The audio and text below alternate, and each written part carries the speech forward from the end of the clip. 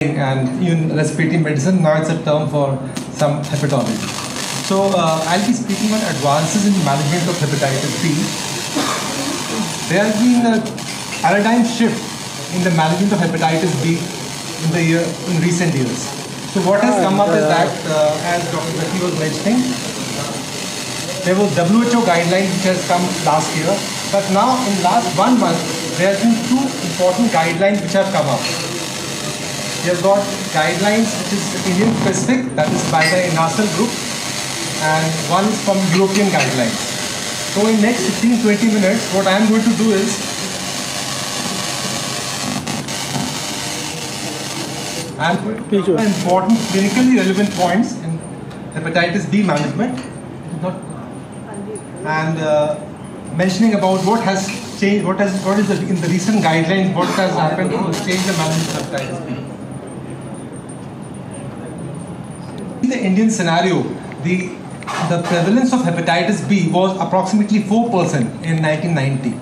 And what the recent study has shown that the prevalence of hepatitis B has gone down to a level between 0.5 to 0.94%. So India now comes in low to intermediate prevalence of hepatitis B. India has got one of the largest number of patient population of hepatitis B. 9% of the 400 million patients of hepatitis B comes from India. Another change which has happened is that what we were taught previously, it was the vertical transmission from the mother to the child, the neonate. That was the most common mode of transmission. But now with the implementation of the universal immunization and the methods to curb the maternal to child transmission, now what has happened is that now it is the horizontal transmission. It is the most common mode of transmission of hepatitis B in India. Now this is a very relevant point. We know that all healthcare workers are at increased risk of hepatitis B. And it's a very infective virus. It's more than 100 times infective than hepatitis C and HIV. So what is important is that even in healthcare workers, the incidence of prevalence of hepatitis B has gone down. And now it's in the recent study from Delhi, it was approximately 1%. Still, it is higher than what it is in the general population. Now, what is the setting where we go for hepatitis B testing? We all are familiar with it.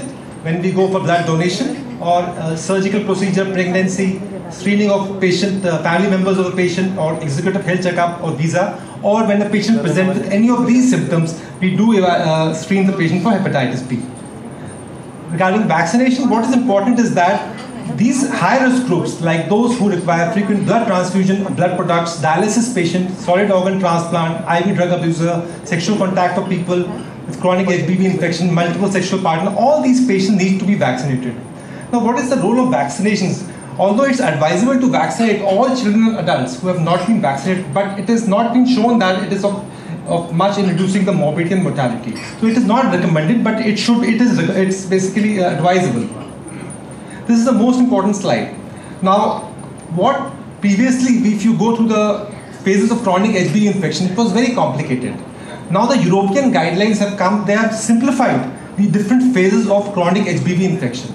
Now this chronic HBV infection, basically which stage is determined by few serological tests like hepatitis B surface antigen, E antigen, the level of DNA in the blood, the level of liver enzyme, and liver histology or non-invasive testing. So what is changed now? Now basically how do we simplify it? Now there are 4 phases. We have got HBe antigen positive chronic infection. Then we have HBe antigen positive chronic hepatitis. Then the same HBe negative chronic infection and HBe negative chronic hepatitis. And last is the resolve phase. So how do we diagnose? Now this is the term HBe antigen positive chronic infection. It's an immunotolerant phase. What is there? The level of DNA is very high because body is not having any immune response to the virus. And because there is no immune response, histology is normal. Second phase is the phase of chronic hepatitis. That means there is inflammation in the liver. So body immunity has started responding. So when body immunity starts responding, the level of DNA goes down, its level falls in this range, and the liver enzymes go up. The third stage, which we used to previously call as the inactive carrier state, that is the state basically the E antigen is negative. So the term is E antigen negative chronic infection. So what is there? You have got E antigen negative. The level of HBV DNA in such a patient, they are below 2000 international unit because there is no immune response. ALT is normal, histology is normal in them. And this is another, that is the reactivation stage. That is HBe negative chronic hepatitis. The terminology says for it. The level of DNA is between 2,000 to approximately 20,000. The enzymes are elevated and you get liver inflammation and fibrosis. So what is important is that now it is recommended that whenever a patient comes to you, we have to decide which stage of the disease patient is coming from. Now, another important fact is that previously only these two stages, that is your HBe positive chronic hepatitis and E negative chronic hepatitis. These were the phases of chronic hepatitis B which were being treated. Now the recent guidelines, I'll come to it, we are treating all the stages. And their reason, how do we decide, that I'll be coming to it. So it's very important we should have this understanding and we should get these serological tests done to stage the disease whenever the patient comes to us. Now, how do we test these patients? Now, we have a hepatitis B patient coming to us. First thing is we have to phase this chronic hepatitis B. As I mentioned about surface antigen, DNA and E antigen, the other two important tests which are required and which are of importance, one is quantitative hepatitis B surface antigen. This test is easily available and we don't utilize it. And I'll be specially mentioning to this test. Then this test is IgM anti-HBC. This is a test, we do it once we have to diagnose whether it's acute event or it's acute or chronic. So what happens is that if the IgM anti-HBC titer is very high, then it goes in favor of acute hepatitis. And if the titer is not very high and you have got HBV DNA level high, that is more than 10 to the power 5 times, then this signifies this patient belongs to acute or chronic reactivation of hepatitis B virus. Another test is total anti-HBC. This is a test which is very important because nowadays we are using a lot of biologicals. So we have a lot of patients with occult HBV infection. That means you do HBsAg, it will be negative. But if you do total anti-HBC, it will be positive. It is very important because when we give immunosuppression, when we are using biologicals, they can have reactivation of the disease. So this is another important test which of special relevance in cases of when we do in such a, when we are treating such patients. Once we have staged the disease, phased the disease, second is the stage. We should know what is the, we should do liver biochemistry done, liver enzyme, there is transaminitis or not, synthetic function of the liver, prothrombin type, these tests should be done. Liver sonography is important when we have a patient who has got advanced liver disease like liver cirrhosis, portal hypertension, that can be picked up on sonography. Then this is BCTE, this is basically fibroscan. Fibroscan gives us an idea about the degree of fibrosis, whether there is a significant fibrosis or there is advanced cirrhosis. This can be picked up on fibroscan. When fibroscan is not there, even simple tests like APRI score or FIB4 score is good enough. It gives us a good information regarding the status of the patient.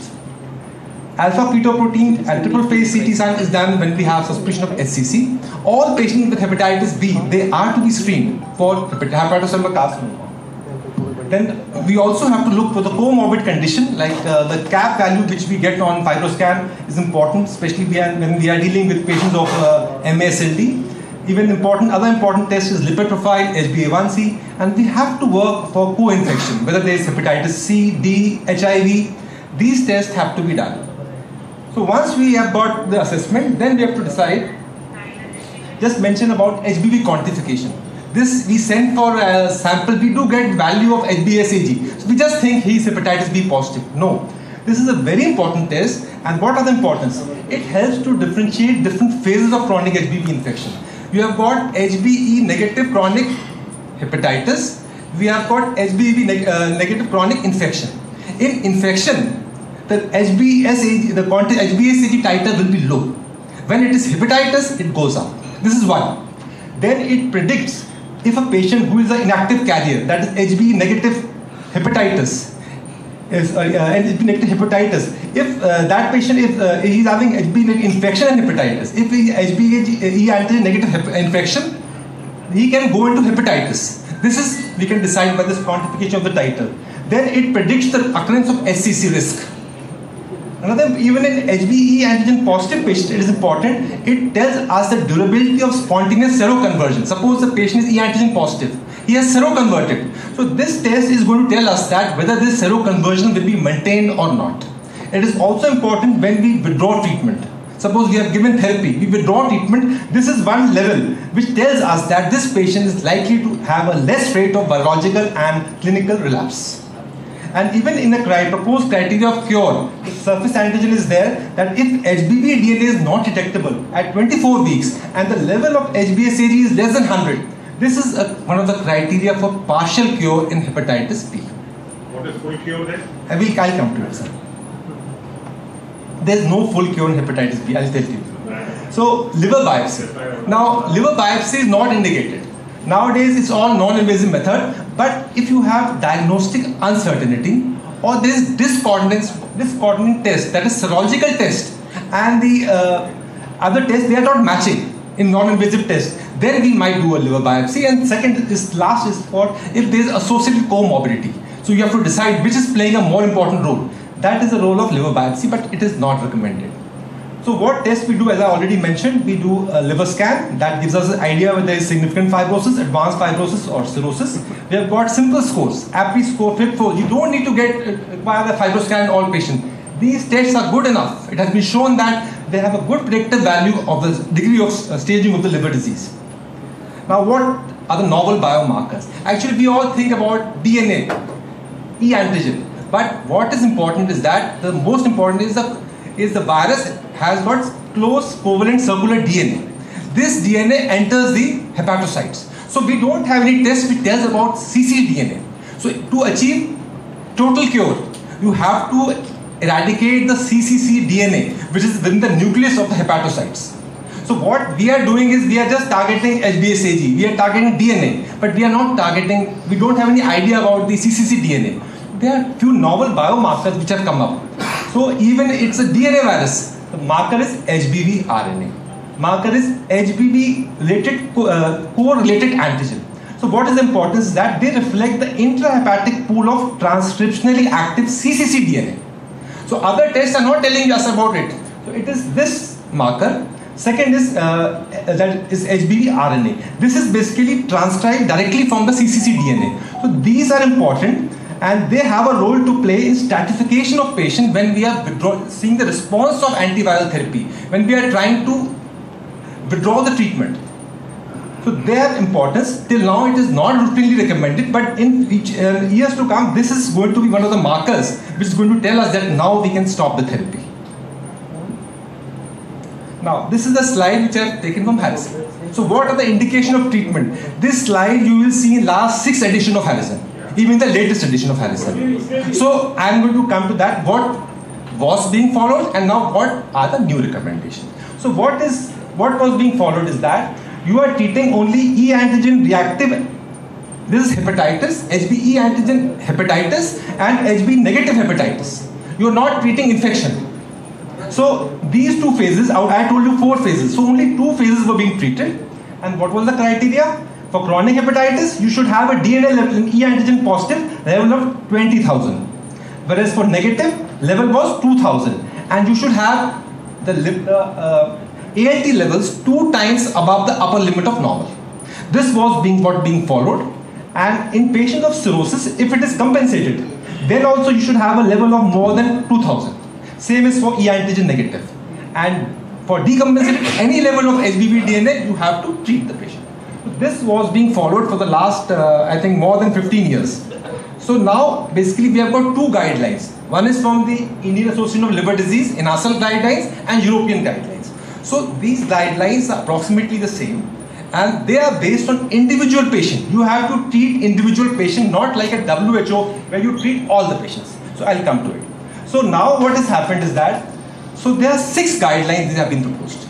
The first guideline is same, what was going on. Any patient who is whether E antigen positive or negative immaterial, if his HbA1c is positive and level is more than 2000 and ALT is above normal. Now what is above normal is more than 40. They have given the guideline that is if it's above 40, it is above the upper limit of normal. So anything you have to do it on 2 occasions within a period of 6 months. If you find that more than 2000, more than upper limit of normal, that is indication of treatment. So this is for E antigen negative and HBe negative as well as HBe positive hepatitis. Second is for compensated cirrhosis. Now there is no level required. These patients should have a detectable HBV DNA. Any cirrhotic patient with HBV DNA detectable should treat them whether it is compensated or non-compensated or decompensated. Third comes the patient who has got co-infection. These all patients have detected HBV DNA levels. So it is entire thing is based on HBV DNA. So if you have got co-infection, or you have got family history of liver cancer or cirrhosis, or the patient has to undergo have to be given long-term steroids or stem cell transplant, or there are extrahepatic manifestations, or the patient presenting with acute liver failure or acute and chronic liver failure. So in these circumstances, you have to treat the patient. This was the third recommendation. Now, fourth was, if a patient has got significant fibrosis or associated comorbidity like diabetes mellitus or mast cell, and there is significant fibrosis. So this is the fourth indication where you need to treat the patient. Now, these are the indications which were not being in any of the previous guidelines. This is that you are treating even the immunotolerant phase. That is a person who is E antigen positive chronic infection. So that is only when you have got age above 30 years. Now, with any patient above 30 years of age, if he is in the immunotolerant phase, he needs to be treated. Now, what is the reason is that? Reason is that in immunotolerant phase, if a patient will seroconvert from HBe antigen to anti-HBe, or he will eradicate his HBsAg, that will occur within first 30 years. After 30 years, it doesn't occur. And once beyond 30 years, as the duration of the disease increases, the chances of getting SCC goes higher.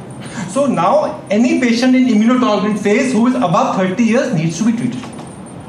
Then if a patient, because on follow-up, what we don't see the patient, evaluate the patient once, we keep on following these patients with these markers.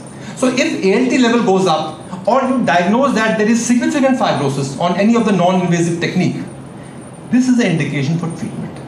So this is a new recommendation that you have to treat patient even in immunotolerant phase, that is HBe antigen chronic infection. Then comes the carrier state, what we used to say asymptomatic carrier. This is that HBe negative infection. So even in HBe negative infection, you need to treat the patient well. What is important, as I mentioned about the quantitative HBsAg levels. So what happens is that these basically are not the true carriers. If you keep on following them, they have a gray zone. Either HBV DNA will cross more than 2000, even if they have a normal ALT, or if they have any detectable level of DNA, but the ALT goes up. You have to test this quantitative HBsAg titer level. If it is more than 1000, you have to treat them. The reason is that in these subgroup of patients, if the level is high, they have higher chances of developing hepatocellular carcinoma. So now this is this guideline is based on this fact that these patients can develop hepatocellular carcinoma. Another important point I like to tell you, even if a patient has become HBsAg negative, he still carries the risk of hepatocellular carcinoma and he has to be screened throughout his life. The last indication is basically if you have got a patient who has got any level of HBV DNA, his age is more than 30, not alone, with family history of cirrhosis or HCC, or there is liver inflammation of fibrosis.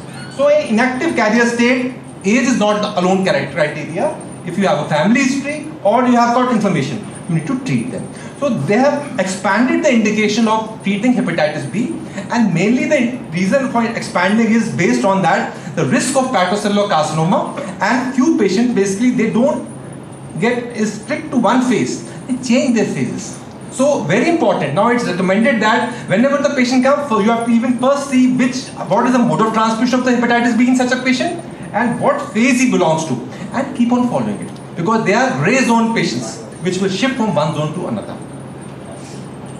Now this is just a mention about the WHO guideline. WHO guidelines say treat everyone. So that basically is their goal was to eradicate hepatitis by 2030. What is it? You have to have 90% reduction in new HBV infection and 65% reduction in the HBV related mortality. For that they have set up 3-pronged attack. That is, one is universal immunization to at least 90%. Then 90% patient have to seek medical attendance. And 60%, more than 80% patient, they basically have to be treated. So this is basically a broad thinking of WHO, and this is the guideline which they propose. So if you go ahead, this is the guideline which is what previously we are on the rest of the guidelines, that you have got DNA of more than 2000 and ALT above the upper limit of normal. For rest of these 3 guidelines, they don't need HBV DNA. The first, you see that if any patient has got significant fibrosis, HbA1c positive, treat it. If you have got a patient who has got persistently abnormal ALT, you treat it. And other is you have got associated co-infection, family history, immune suppression or comorbidity or extrahepatic manifestation, treat it. So this basically the guideline is based, if you treat more patient, you reduce transmission. If you treat more patient, there are subgroup like age more than 30 years, which is a new criteria. That group of patient is being benefited. So all European guideline as well as the Indian guideline, they have partially endorsed WHO guidelines, and we should follow the Indian guidelines with the six, what I mentioned about the 6 indication of treatment. Now, what are the drugs we are all familiar with? I think everybody is using it, using tenofovir alafenamide, tenofovir diproximel and ETV. These are the drugs with high barrier to resistance. So these are the drugs which are being used. Peg interferon advantage is a short duration of therapy, finite duration of therapy. And the response rate of hepatitis B clearance is better than nucleoside analog, but in long run, it's the same.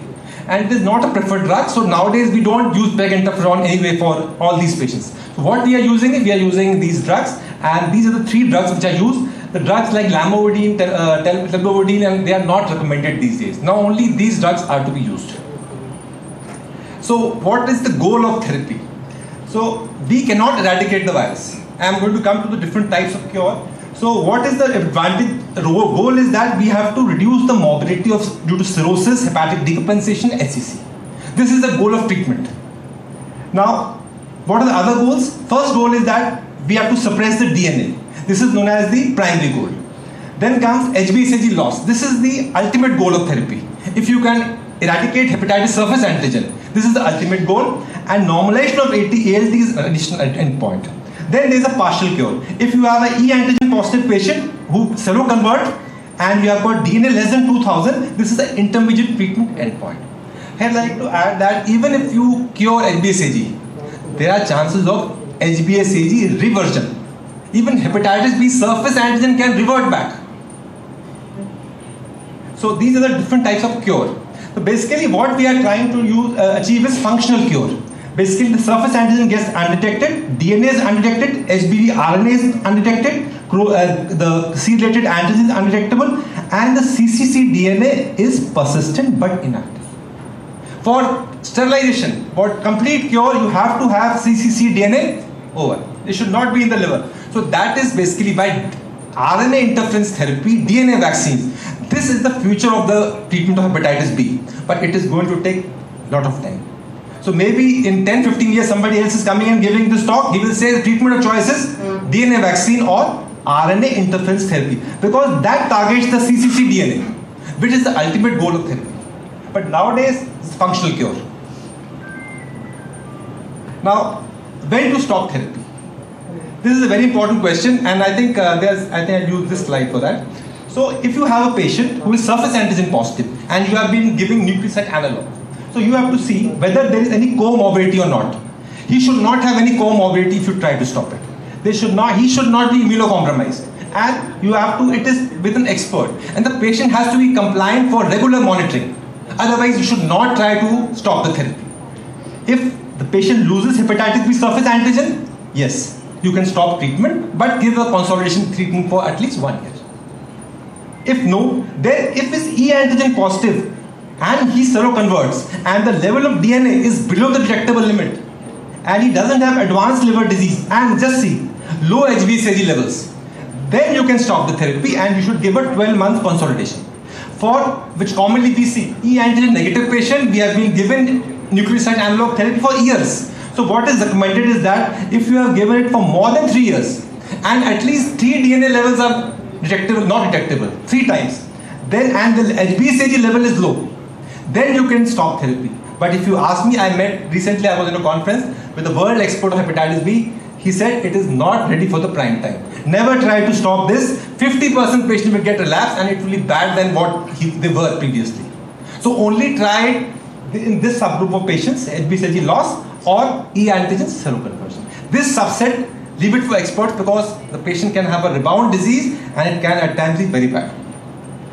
You have to monitor these patients, and monitoring is same. Whether you are not supposed to jump and start treatment. patient comes to you, keep on monitoring them, because their phase might change, they spontaneously might seroconvert. So what we do is that if the level is more than 2000, we do it more frequently. That is every 3 to 6 months HBV DNA, ALT level, 6 to 12 months HBV DNA, and liver fibrosis assessment 12 months. But if ALT level is less, the duration is more. And once you stop therapy, you have to do it very frequently monitoring. Every 1 to 3 months, you have to monitor them. If there is no relapse, after 1 year, you can reduce the duration of the disease. SCG surveillance is mandatory in all patients. And patients with cirrhosis who are at risk of SCG, you should do it by doing alpha fetoproteins and ultrasound. Now, few more clinically relevant points. As I mentioned already about this point, that between acute HBV and reactivation, these are the parameters which are important. Get DNA levels and anti-HBC. Titers. Low titers, chronic, acute and chronic. High titers, acute infection. Then in case of acute and chronic liver failure, there is a role of starting therapy. You should start this therapy immediately. Even if acute viral hepatitis, prolonged prothrombin time, longer duration of disease, don't waste time, start this nucleoside envelope for high barrier for resistance. Now, HIV infection. HIV infection, you should start treatment without, irrespective of the CD4 count. And the recommended choice is the same TAF or TDF based regime. Similarly, hepatitis C. If you are B and C combination, C therapy is being given, you have to treat B also. Because this is direct acting drugs in hepatitis C, reactivate hepatitis B. Now, in CKD patient, we know that we should use TAF therapy as compared to simple tenofovir. This is better because it has a better safety profile and it also improves the GFR. You can use entecavir also in these patients. Now, this is important, preventing transmission. So the most important effect is how to prevent mother to child transmission. So for that, what we do is that we can do a DNA level or e-antigen testing in resource limited setting. If DNA is more than 2 lakhs, you should start treatment, and that should be started in second trimester, and it should be continued till 3 months postpartum. Besides this, you have to vaccinate the child for the active and passive immunization. So this is the way you reduce the maternal to child transmission. Breastfeeding is not contraindicated. And other thing is that cesarean section is not recommended routinely. Cesarean reduces the risk of this transmission, but it is not required. Only if suppose a mother has got a first baby who is, despite all these measures, positive, then in second pregnancy she can go for cesarean section. Another important point when we talk about preventing transmission, a healthcare professional is having hepatitis B. So there are guidelines whether he can perform surgeries where he is exposed to the blood products. He can transmit to his patients also. So HBV DNA level ideally should be, if it's more, ideally should be less than 200. So even this is one indication of treating a patient. Even if he's a healthcare worker, he is hepatitis B positive. It should be less than 200. So he also needs treatment. If suppose he is in the immunotolerant phase, his levels are high, he is infected. So because of him, you can have transmission to the patient. So there are European guidelines which recommend that ideally it should be less than 2000. Now this is very important. Now everybody is talking about rituximab, and we are in inflammatory bowel disease, we are using all immunomodulators. We should always test hepatitis B. Now this might be negative at times. So you should also test hepatitis, total anti-HBC. So you should test both. Our patient, poor patient, HBsAg, positive, we treat them or we give prophylaxis. But affording patient, we should always get total anti-HBC done. This total anti-HBC helps to diagnose occult HBV infection. Secondly, if the titers are high, it also helps in stratification of risk of reactivation. Basically, the higher the level of total anti-HBC, higher is the chance of reactivation of the disease. So we divide in different risk groups, higher, medium and low. In low risk group, we don't give anything at times. But for higher risk groups, we have to give prophylaxis. So this is another indication of testing for both of them. Now, if the patient is eligible for treatment, he should be treated. But if, suppose, you are giving immunotherapy and patient has to be given preemptive therapy, this is for prophylaxis. So prophylaxis, what we do, we start before therapy and it should be continued till 12 months following stoppage of biological. And for rituximab, even they say because it's a B-cell depleting therapy, you should give it for 18 months. Then you should also vaccinate them. Suppose you have all the markers are negative in such a patient, and you should vaccinate them, because suppose the patient is undergoing bone marrow transplant, because in the hospital setting, patient is getting exposed to multiple blood products. So you should also vaccinate them. An immunocompromised patient needs double the dose of vaccination for hepatitis B. Steroids. Any patient planned for steroids more than 4 weeks, in the dosage of 20 milligram of prednisolone or equivalent, you should give prophylaxis. Basically, you should work them up. If hepatitis B surface antigen and anti-HB, you should get it done, and you should give prophylaxis to prevent reactivation of the disease. This is another test which is very important and not being done. So anti-HBC tells us about the protection from hepatitis B. So what has been normally be tested in infants? Suppose you want to have an infant who has from a mother who was hepatitis B positive. You test hepatitis B surface antigen at 9 months, not at birth, whether the child is positive or not. And along with hepatitis B surface antigen, you should test anti-HBs. This tells whether the child is protective or not against hepatitis B. Another indication is that whenever patients are planned for chemotherapy, you should get the anti-HBsAg levels done. If their levels are less, you should immunize them. In immunocompromised patient, what titers you recommend is 100 MIU per ml per liter. So you have to vaccinate these patients, and the efficacy is tested 1 to 2 months after completion of the last dose of the vaccine. Very important is the post-exposure prophylaxis. This is a very common call to me, at least. We have had a needle prick, surgical. During surgery, there's blood spilling and my health co-worker has got it. What to do?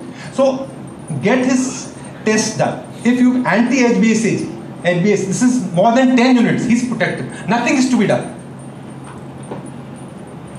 And suppose he does not have history, whether he has been vaccinated and you are not having this facility to test it, you can go ahead and do the active and passive immunization. Active immunization is against with HBIG. You give 0.06 ml per kilogram body weight, and you give vaccine immediately, and you complete the rest of the doses of hepatitis B vaccine. Then in patients who are having cirrhosis or are on hemodialysis or are immunodeficient, you have to use double the dose of hepatitis B vaccine. This is very important. And even what has been found that few patients do not mount an immune response. There you even have the facility to use a third generation vaccine. What we are using is Engerix. It's a second generation vaccine. It is again S antigen. This third generation, we have got pre-S1, pre-S2 and S antigen. It has got 3 antigens against which the immune response is there. So this is another, suppose patient is not mounting an immune response, you can go for the third generation vaccine. Now this is important. Suppose we have been vaccinated. So we should get our anti-HBs titer done. If it is more than 100, you forget it. You should not get it tested. You are immune throughout your life. But if you have got an immunosuppressed patient, you have to follow them up. Even if it's more than 100, you have to get it every 5 to 10 years repeated. Because immunosuppressed patient, level might go down. So for any immunocompetent patient, if the vaccine titer, anti-HBs vaccine is more than 100, you forget throughout your life. If suppose the value is between 10 to 100, you should get a booster dose. And if it is less than 10, then you have to get a repeat. Sir, we are... This last slide, I think this last slide is there. So my take-home message is same basically. I think if you want, I can stop it. So now the indication of treatment has expanded, and I think we should follow these guidelines and we should go as per the protocol, because it's one of the very difficult conditions to treat, that is hepatitis B. Thank you. Thank you, sir. Thank you for your excellent talk. And I must congratulate you for elucidating all the recent advances in management of hepatitis B. We have currently at our medical college Jhansi, we are treating 400 patients who are on treatment with hepatitis B in our model treatment center, and around 250 patients of hepatitis C are on treatment. So what we have seen, all the nuances you have delved here, that if the patient is HBsAg negative, it is not the word of God that he is cured. If you follow them, they will turn up to be positive later in life.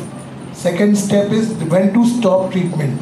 Stopping treatment is a very difficult decision. You have to counsel the patient, take adequate time, explain on the nuances. Because once you stop treatment, it is no guarantee that patient will not get rebound. And patient has to turn for follow-up. He has to be strong. He has to have that kind of personality that is regular in his follow-up. If he's not following, he'll get a rebound infection, and with a partially destroyed liver or a compromised liver, the reactivation phase, the patient will land in immediately decompensated cirrhosis or decompensation phase. Many a times it has happened. So we have to be very careful. For all practical purposes, I tell them you have to take treatment for life, because patients are coming from faraway places. They cannot keep up with their dates. They cannot keep up with their scheduled follow-ups. It is to be taken for free. And what we have seen, the emergence of treatment in hepatitis B is doing the same change as we have seen in HIV. In HIV, the treatment was restrictive. CD4 count this, then we'll start treatment. CD4 count this, then we'll start treatment. Ultimately, with African trials, it was seen that you expand the access of coverage even with all positive patients, it will dramatically reduce the risk of transmission of the disease. Same thing is happening with hepatitis B. So that thing is going on, and thank you. I think one thing I don't agree with you. I think I should not totally discuss. You said even if hepatitis B negative, it is very rare. But yeah, it's available in India, but it is not used routinely because most of the time the normal vaccine double dose works. And the patient who is planning for pregnancy, being hepatitis B positive, third is new married couple, one of them is turned to be positive, how to proceed? Excellent question. I think to be used in pregnancy. If the mother has indication of treatment, it has to be continued. If there is no indication of treatment, only for preventing transmission, to stop at 3 months. And others, last question was your newly married couple. Basically, they have to use barrier precaution, and you have to get 3 doses of vaccination. And they have to get the anti-HB testing done. If it is more than 100, lifelong cure, lifelong protection against hepatitis B. Thank you. वो कहते हैं कि कश्तियाँ उन्हीं की डूबती जिनके ईमान डगमगाते हैं, जिनके दिल में नेकी होती है, उनके आगे समंदर भी सर झुकाते हैं। वो है डॉक्टर शरद चंद्र साहब। Give a big round of applause for Dr. Sharad. भैया Such a wonderful talk. हाँ ठीक यस यहाँ देखिए सर सामने thank you So we now move on to the topic by one of our speakers, Dr. Rashid Agarwal, and the chairpersons are Dr. Navneet Agarwal, Dr. M.S. Yadav, Dr. Lok Sharma, Dr. Prakash Kumar, Dr. Abhay Gupta, Dr. Jyoti Swaroop, and Dr. Vimal Shukla. I request the chairpersons to please occupy their seats. दे दीजिए अब आप लोग सारे लोग एक साथ आए हाँ अब आप भी आ जाइए मैम पास में आ जाइए हाँ आप भी आ जाइए सर वो कहते हैं कि जिंदगी हमें खूबसूरत दोस्त देती है, लेकिन अच्छे दोस्त हमें खूबसूरत जिंदगी देते हैं, और वो डॉक्टर अंशुल अग्रवाल हैं।